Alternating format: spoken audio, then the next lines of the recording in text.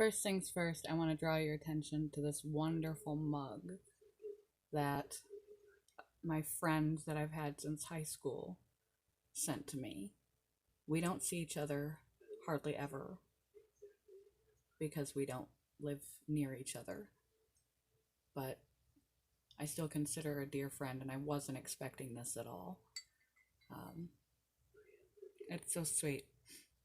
Distance means so little when someone means so much. When it comes to relationships, it's not about you. When we're kids, everything is about us. Hopefully, we mature and our relationship skills mature along with us. When you are young, popularity is of high importance. Reputation is not, and you may act a fool and do things in order to garner attention to satisfy your own needs. People get used to satisfy your needs. Whether it's a couple, you don't get together for someone else to complete you. It's two complete people complementing each other. And where they're crazies and negative points don't bug each other so much they can't get along. But two whole people complementing each other. No one completes you. And when you seek out other people's validation and their liking of you to feel better about yourself, everyone's opinion varies about everything. Not everyone is everyone's cup of tea. And I guarantee you, some people don't like you. You're setting yourself up for disappointment, and other people are no gauge of whether you're worthy or not. Also, you're using them. You're using them for flattery to boost your own ego. When you develop a little bit of time, a little bit of wisdom, you realize that in life, everything is a give and a take process. You get back what you put out. And so it becomes quality over quantity when it comes to your friendships and your associations. You remove the toxic, damaging, energy draining, negative people from your life, the takers from your life, and make sure you're not one of those people. When you enter a room, do you suck the life out of it? Is it always about you? Is it always about your problems? Do you take the time to listen, to hear other people? Anything that you expect to receive in a friendship, you have to be willing to give to the other person. A listening ear to hear their emotions. And people enjoy being happy. People enjoy fun, light, enjoyable things. You enjoy enjoyable company. It's better to be enjoyable company more often than not, but I'm not saying to bottle up your emotions and not share with your friends. But don't always be so negative, because unless you're misery seeking company and you want to attract someone who can sit and be miserable with you, you're eventually going to push other people away. People also aren't on tap for you. It's not a one-sided situation where you expect them to be there for you whenever you need them, and yet you're unavailable when they need you because it's inconvenient. So recognize that whatever you expect to receive in a relationship, you have to be willing to put in that effort toward the other person. And when it comes to long-term romantic relationships like the one that I have, in order for it not to get stale, you gotta keep your game on. You can't get lazy. You've got to do things to keep up, and everybody ebbs and flows. I've been sick, and he's been doing a great deal taking care of me. But I have to keep my P's and Q's about whining too much about being sick, and when I have the opportunity to, I chip in as much as I can of lighthearted fun and back massages and sweet romantic and surprising gestures. You have to put in work.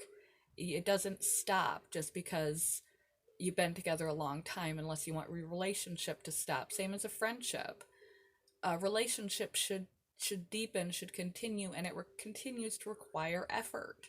You can't get lazy with your relationships. And unfortunately, the easiest one to get lazy about is our romantic partner. And they're not there on tap for you. You're there for each other.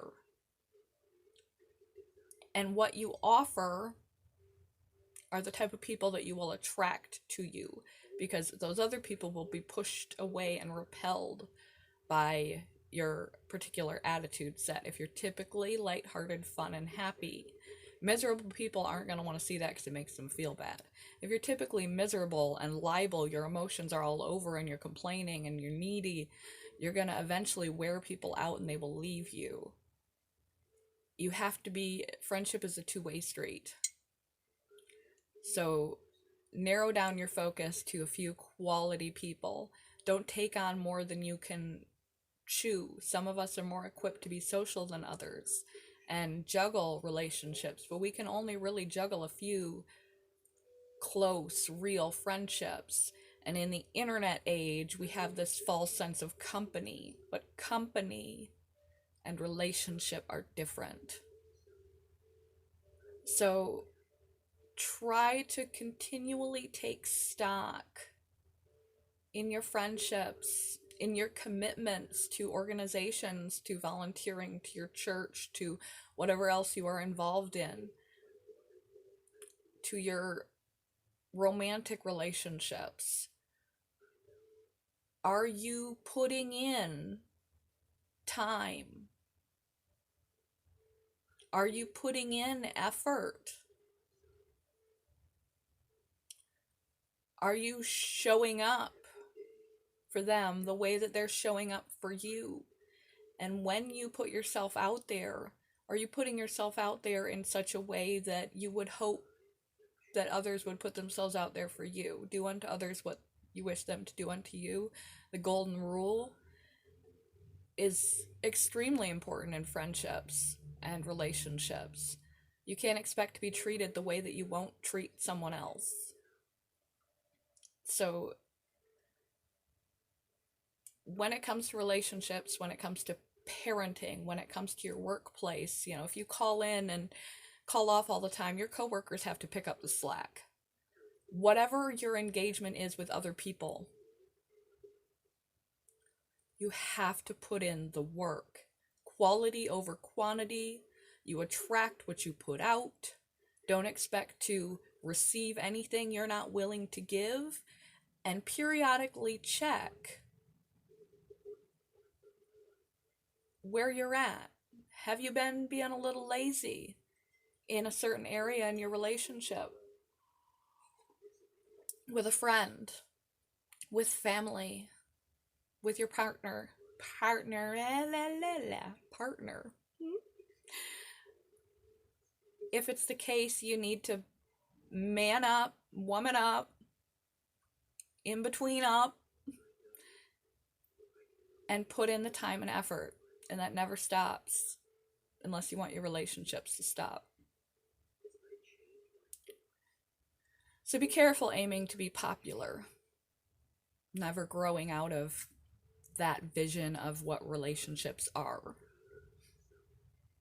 Because you will scatter your resources thin and you won't be a good enough friend for people who are giving to you. You will come across as a taker because you won't have enough resources to support your popular, large group of people in the way that they deserve to be supported. And don't get lazy. Don't get complacent in your relationships.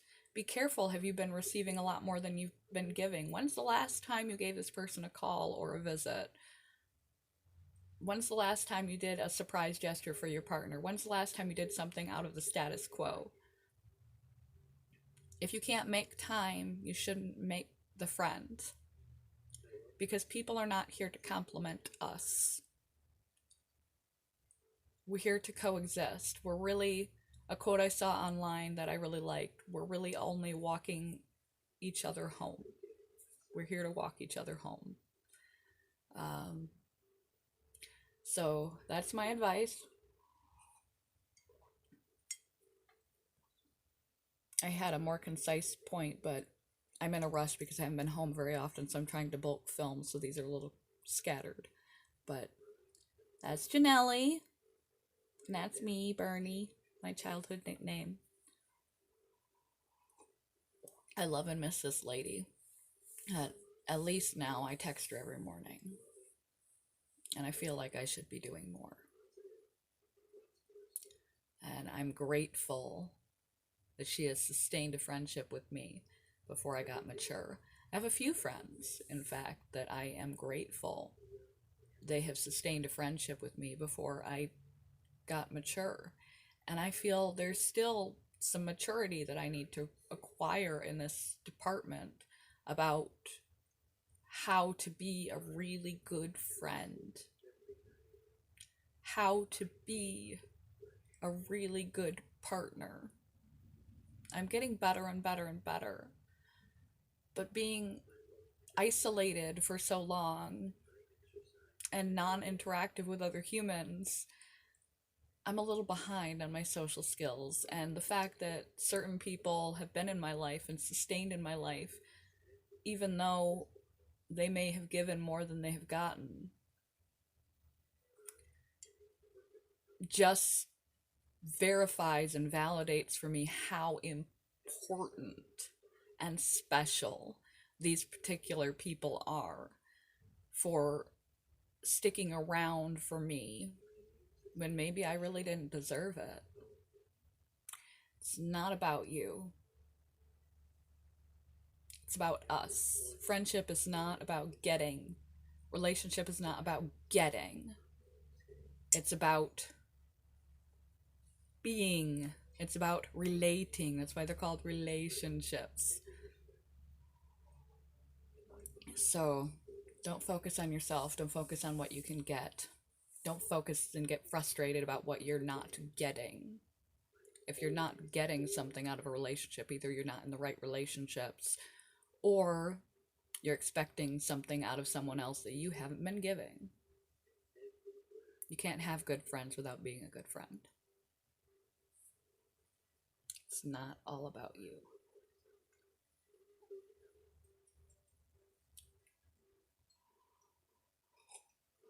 It's about this. I love this thing. I love this lady. And I love that I'm finally growing up and beginning to understand the dynamics of adult relating to other humans. I had a lot of makeup to do.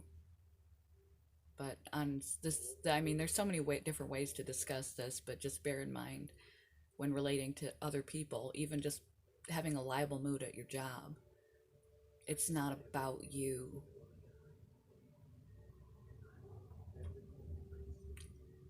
Everybody believes they're the most important and center of the universe, and everyone should be treated that way.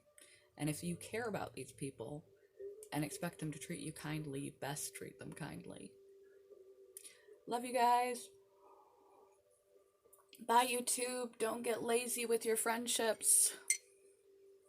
And remember, it's about them.